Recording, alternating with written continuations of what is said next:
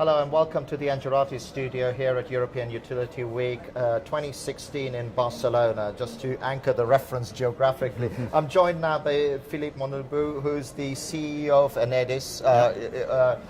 Welcome, first of all. Thank you. Thank you. Muchas gracias. Your Spanish and your French are way better than mine, right? I'm stuck with two languages. First of all, thank you for making the time to be here. Pleasure. I know you've had a really, really busy schedule. And as ever, at an event about utilities, there's always this talk, and I love to ask this question to someone who's at your level within a utility. There's all this talk about it's all changing. It almost feels like, and these are my words, are you going to rip it up and start again? And just tell me your view, because you're right there. You're getting all the inputs. You've got smart people around you who are informing you. What do you think when you hear those sort of comments? Well, of course things are changing, and it's right. And we just have to imagine how the COP21 was really an international event. And which has had also very strong consequences because it transferred to the civil society now the responsibility of improving the energy transition. Okay, so but now that means that the territories, the local authority, have a new responsibilities, of course, in this energy transition. But on the other side, the consumer itself is always dedicated to the quality of the product, the resilience of the network, of course, but also the way we'll be able to improve new challenges like self-generation, like the development of electric vehicle, like a new flexibility in the market. So, of course, things are changing, but it's not a sudden and a brutal change in the world that would give to the market. It's not a revolution. It's a revolution. It will be a revolution when you'll see it on that time schedule, of course. Yeah. But by now, it's a deep change. Deep change because digital transformation is obviously something very consequent in our business. And when people say digital transformation in your business, and I get very annoyed by these short words that are used to talk about everything. You know, the digital transformation, you're really talking about the digitization of the network, that communication layer over the top of it. Digital transformation of the network is especially something that is relevant for us is that we're becoming data operators. Only 5 years ago, we wouldn't have spoken about data management. But at this time, we're a big data operator. We're installing millions of smart meters, which are also millions of sensors on the network. We're developing also sensors all around the network. But that means that the way we have to operate the network is obviously changing. And when you transfer to the local authority this new space of responsibility, this new environment, obviously you must integrate also a new lead time in the way you interfere with your partners, with the local authorities. And I used to say that our evolution is from a linear way to drive our business, which was a long-term planification, which was driven by only one flow of energy generation. And now we're entering in a much more, I used to say real-time, a time-to-market driven, even regulated management of the network. And this is a very important change, but it needs obviously time. That's why it's not so brutal and sudden, as I said. So you know, the company is becoming sort of, traditionally utilities have been great project management, engineering companies, and now you're a data company. You mentioned that you've got, you know, this many people in your organization. I mean, how much do you actually need to change the skill set? Is it about getting new skill set in and turning people into data operators, or do you take the existing base and skill it differently and change it? Yeah, we must take with existing people, of course, because we still operate wires, cables, so we need these skills, this core system, operating system as a reference, as public operator. So this is our core activity, but we are adding this new this new stage of our of our business, because we add data management on this core activity, which is our reference. When you address a local authority first, they ask you about quality of the product, about the resilience of the network, about the way you are able to recover electricity in case of a sudden breakdown on the network.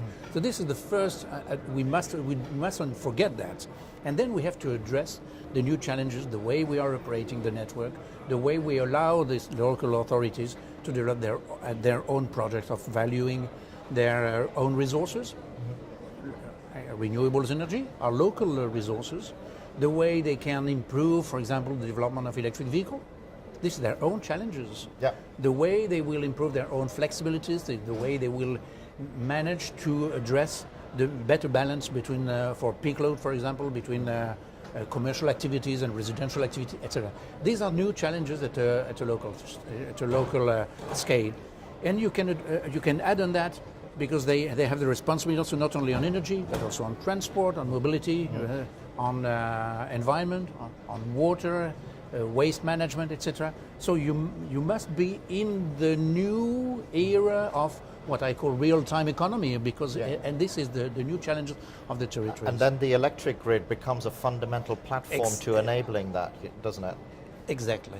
Smart grids is one of the bases of this new construction that the local authority are developing. And if you go abroad, and as a chairman of the association Think Smart Grids, we are building this new solution also for other countries, and especially, for example, Africa, Southeast Asia.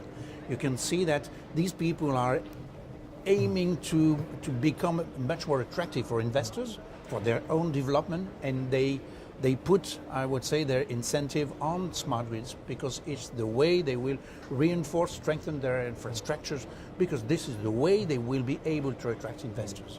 And I'm glad you brought up Think Smart Grid, because I find it fascinating that, and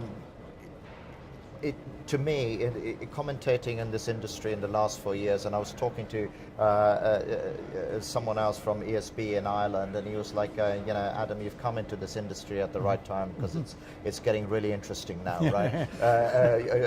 10, 15 years ago, Edison would have recognized it. Now, maybe not so much. But with Think Smart Grid, it's really what I find fascinating is that you've got a utility in association with partners. Obviously, you've developed a way of managing an ecosystem, and now you're looking to export that out exactly. to the world. So tell us a little bit about what is underneath that. If someone watching here goes, what is Think Smart Grid going to do for me? Well, what would that be? I was just answering also a question on that with my fellows, because was telling me we have now a stand which is branded ENEDIS, and we have also startups accompanying us on this stand. He was telling me, why do you have startups? Do we have startups on our own space? Because it's now the environment. Because innovation now is not the property of of big companies. They cannot address the innovation challenge by their own means now. It's impossible, not only for financial reasons, but also for time to market reasons. And so also sometimes cultural, right? Because when you're innovating and trialing things and doing that, I mean, I've spent a lot of time in startups, but I always have a clash when I'm working with a big organization, you're because right. the mentality is different. It was. But now we need to cooperate. We need to address a new way to cooperate with startups, with the research institutes, with the university, between big groups and middle enterprise and middle companies, etc. So this is what the association is trying to address. How do we cooperate to be able to address new challenges, time to market, financial issues? Because if you just try to imagine that, it's quite unbearable for a company like ENEDIS, even for France, to address 7 million points of charge for electric vehicles. Unbearable as a capex impact, as a way to address it, except if we're able to develop smart charging. But smart charging is not only the challenge of ENEDIS. We won't be able to address smart charging solution within a couple of years by our own. We need to be able to be totally connected to our environment, through startups, through other companies, which will give us the way to address it in a very short time at the right level of costs. So this is what this association is trying to develop. We do not anymore sell only products, we sell solutions. When you go abroad and you see, for example, in Africa, they need much more efficiency on the network. Their network is on one country is a very, very old one, on another country is an existent one. How do we build the right solution? And we have to do it by coordinating many actors, many suppliers, industrial manufacturers, operators, because also to be able to attract the money, because there is money today in the world to be able to address new challenges at the world scale. Yeah, but the trouble with the money, and I talk to a lot of financiers, you know, they also need to understand this new world, you know, because I spent a lot of time commentating on Africa Energy Forum, and 3 years ago I was asking financiers about how they're funding renewable projects. No, we don't want to do renewable. Yeah. We want to do big dams and coal, and now suddenly that's all changed because it's taken them 3 years to figure out how the financing It's changing works. a lot. It's changing a lot, and we do with our association. We're also doing this form of pedagogical issue to the financial establishments, because they need to understand what smart grid, the basis you described, was able to bring to this new country, to this new project. Because there is money today at the world scale, there is money, but what the lack is the lack of projects, the lack of strong projects, reliable projects. And we can, with this solution, with the support of our associations, with the support of big operators, with it the makes support these projects bankable. It makes these projects bankable, exactly. Yeah. Exactly. This is the new challenge, and smart grids will help also to develop this project and to be able to challenge, for example, smart cities challenges, which are able to be relevant in Nigeria as well as in Philippines, something like that. And you're clearly very excited about this, and we have to kind of come to the end of the interview, because otherwise forklift trucks are going to drive past us. We can already see it's not the best way to go back to France. Exactly, no, it's definitely not the best way. But I want to ask you one question, because a lot of emphasis in the commentary, and maybe it's a natural way in which we do the commentary, is feels somewhat negative. But when I sit with you, I see someone who senses opportunity and freedom and a different way for a company like ENEDIS to work. In the short little time we've got, is that a correct feeling I'm getting? And what is that opportunity? Absolutely. Yeah. We changed our brand only 3 months ago, and the basis of our new brand is accompany the energy transition. It's a fantastic option for everybody in the company.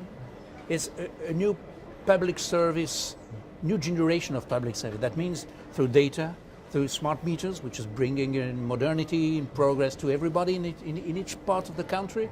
And it's also be connected inside the company, connected with the world around us, just to be able to challenge this short time, this real time, this time to market challenge which is in front of us. So it's a huge challenge for us, for a company. Many companies are looking back just to see their future. We have our future open, but we have to grab it now. And look forward. Exactly. And on that note, we'll leave it. Thank you so much for joining us. It was a pleasure. Thank you very much. And thank you as well for watching this interview. It's been our last interview at European Utility Week, so apologies for the clanking in the background. They're starting to tear the show down, but we wanted to make sure that we made this interview happen. So thanks very much for watching, and thanks again. Thanks again. Thank you.